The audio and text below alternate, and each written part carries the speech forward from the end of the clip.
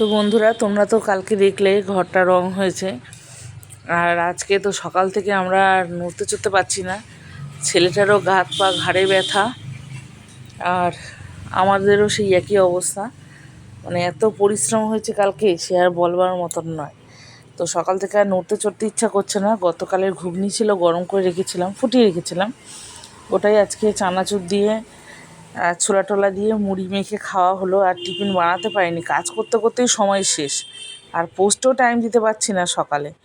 আর এইদিকে কর্তামশাই নিয়ে আসলো বাজার থেকে, বাজার করলো। টিফিন করার পরে বাজারে গিয়েছিল মেয়ের জন্য কিটক্যাট, ওই ছোট ছোট বল যেগুলো হয় সেই রকম। আর ছেলেটা তো সারাদিন এই বোনটার পেছনে লাগতেই থাকে।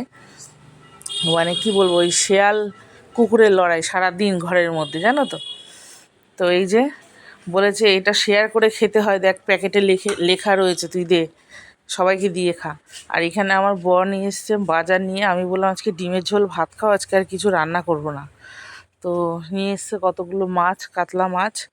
আর খেয়ে দিয়ে বেলায় বেরিয়েছে 11:30, মানে 11টার সময় গেছে বাজারে, 11:30টার সময় এসছে। বেশি দূরে না। নিয়ে এসছে অনেকগুলো ডাঁটা, কিছুটা উচ্ছে, শশা। তো উচ্ছেগুলো ভেজে খেলে হয়, তো আমি বললাম ঢালো দেখি। তো দেখলাম উচ্ছেগুলো রেখে দিলাম, যে ডাঁটাগুলো না খেলে হবে না। কেন অত ডাঁটা আমরা তো আর খেতে পারবো না, ছেলে বেশি ডাঁটা চিবোই না, দুদিন ধরে না খেলে হবে না। তো সেই জন্য মাছটাকে ধুয়ে নুন হলুদ মাখিয়ে নিলাম। মাছটা একটু কালিয়া করবো, মাছে আর কোনো আলু টালু কিছু দেবো না। তো ভেবেছিলাম অর্ধেকটা মাছ করি, অর্ধেকটা রেখে দিই। তা কর্তামশাই বললো যে না, পুরোটাই করো, আমার শাশুড়িকে 2 পিস পাঠিয়ে দিও। তো যাই হোক, কথা মতনই কাজ হলো। এখানে মাছ ভাজা বসালাম। আর রান্না করতে আসতে যে কতটা দেরি হয়েছে, কারোর শরীর চলছে না যে কাজ করি। তো আমার বর বলছে তোমরা এরকম করছো, আগামী দিনে আরও সামনে কাজ আছে, তখন কি করবে। তো যাই হোক, কাজ তো করতেই হবে। এখানে আমার ছেলে ডাব কেটেছে। তা আমি ওকে বললাম দেখ তো ভেতরে শ্বাস হয়েছে কি না। তো ছেলে আঙুল দিয়ে দেখছে, বলছে যে না, শ্বাস হয়নি। ডাবের ভেতরে যে কচি শ্বাসটা হয় না, ওটা কিন্তু খেতে আমার ভীষণ ভালো লাগে, অনেকেই পছন্দ করে। আর তো এখানে আমি গোটা গরম মশলা, তেজপাতা ফোড়ন দিয়ে পেঁয়াজটাকে ভেজে নিলাম। আরে একই তো, কতদিনই তো করেছি, দেখিয়েছি একই রকমভাবে। পেঁয়াজটাকে সুন্দর করে ভেজে নিয়ে আদা রসুন বাটা দিলাম, লঙ্কার গুঁড়ো, হলুদ দিলাম, দিয়ে মশলাটাকে কষে নিয়ে এবার পরিমাণ মতন জল দিয়ে দেবো, যাতে মাছটা সেদ্ধ হয় সুন্দরভাবে। তো দেখো মশলাটা কষা হয়ে গেল।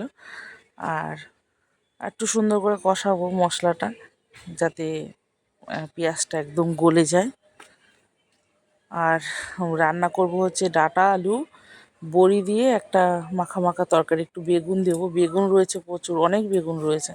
ও বাবাকে বললাম এখন আর কদিন বেগুন নিয়ে এসো না। আর বেগুন এনেছো, নিম পাতা দিয়ে খাওয়া হয়েছে, এমনি বেগুন ভাজা এগুলো তো খাওয়াই হয়। আর এখন না ভালো লাগছে না বেগুন। আমি হচ্ছে সস্তা হয়ে গেছে বলে কি তুমি বেশি বেশি নিয়ে আসছো, বলছে আরে না, সবজিওয়ালাগুলো আমাকে দেখলে না বলে আর একটু নিয়ে যাও, আর একটু নিয়ে যাও। মানে এটা বোঝে না যে আমরা এখন মানে খাবো কী করে। আসলে শ্বশুরবাড়িতে যখন থাকতাম তখন অনেকটা পরিমাণে বাজার করা হতো, অনেক লোক। আর এখন তো আমরা লোক কম, কিছু কিছু সবজিওয়ালা সেটা জানে না, ওরা একটু বেশি করেই দিয়ে দিতে চায়। তো দেখো মাছটা তো আমার হয়ে গেল, গরম মশলা দিয়ে নামিয়ে নিয়েছিলাম। আর এখানে বড়িটা ভেজে রেখেছি।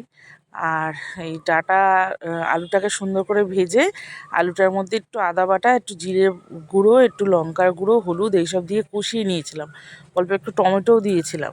তার মধ্যে এবার ডাঁটাটা আর বেগুনটা দিয়ে দিয়েছি, দিয়ে কষিয়ে নিচ্ছি। সুন্দর করে কষে নিয়ে জল দিয়ে দেবো। আর ওই নামানোর আগে বড়িটা দেবো, হালকা একটু মিষ্টি দেবো, দিয়ে নামিয়ে নেবো, ব্যাস হয়ে যাবে নিরামিষ একটা তরকারি।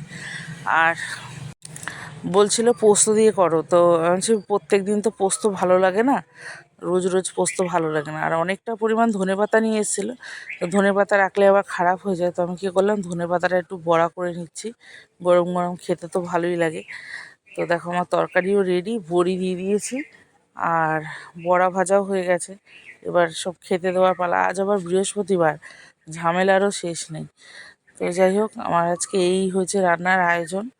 তো তোমাদের কেমন লাগলো বলো। আর আমার মেয়েটার দুষ্টুমি, মানে ও তো, আমরা কাজে ব্যস্ত, আর ও সেই পরিমাণে দুষ্টুমি করে যাচ্ছে। আর আজ স্কুল পাঠাতে পারিনি, কালকে তো টাস্ক করেনি। তো আমার পেছন পেছন ঘুরছিল, দুপুরবেলা আমি কাজ করছিলাম। আমি ওকে বলেছি তুই এখন ঘুমোবি না, হ্যাঁ, তোকে আমি পড়তে বসাবো। বলছে না আমি ঘুমাবো, বলে ঘরে এসে শুয়ে পড়েছে। দেখো বাবার কাছে